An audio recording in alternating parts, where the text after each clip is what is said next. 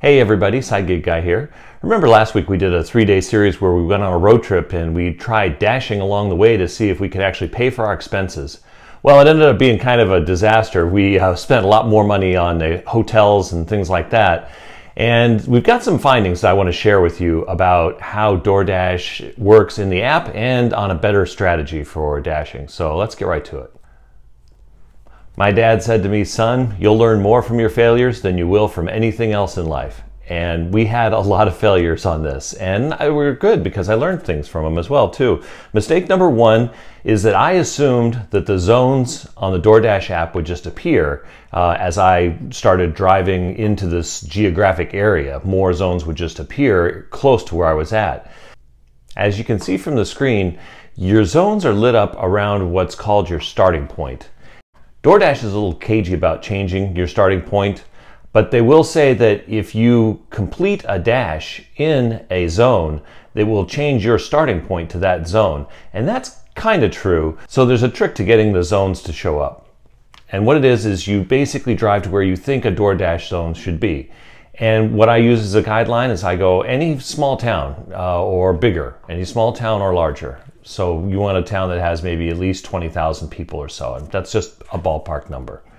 And then once you get into that town, if you've got the map up and there isn't a DoorDash zone around you, so you change from the map view to your rankings view.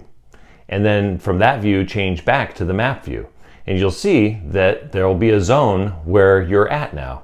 As long as some conditions are met. There actually does have to be a zone there, and you do have to be within the borders of that zone.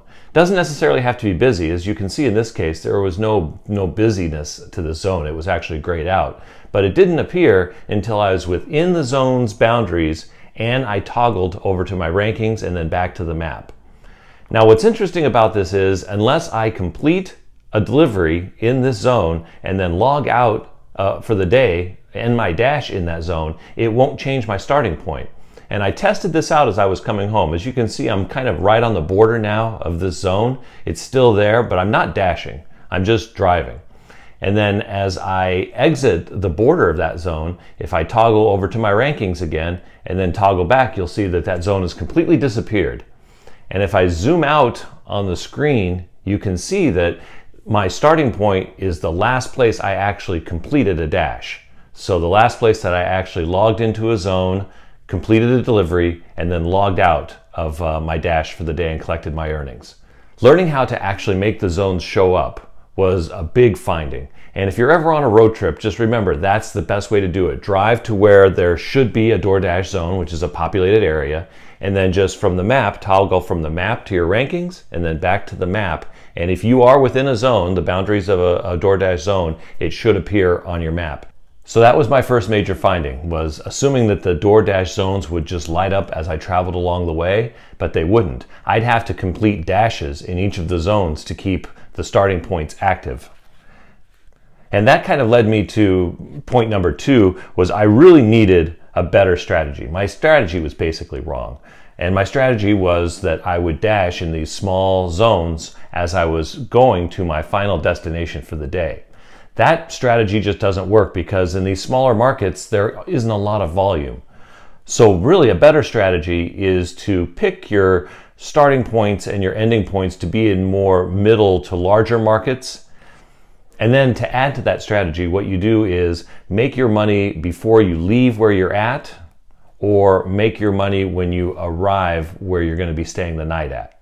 The third and final finding that I had was that I spent far too much on lodging. Each night I was spending more than $150 a night on my hotel room.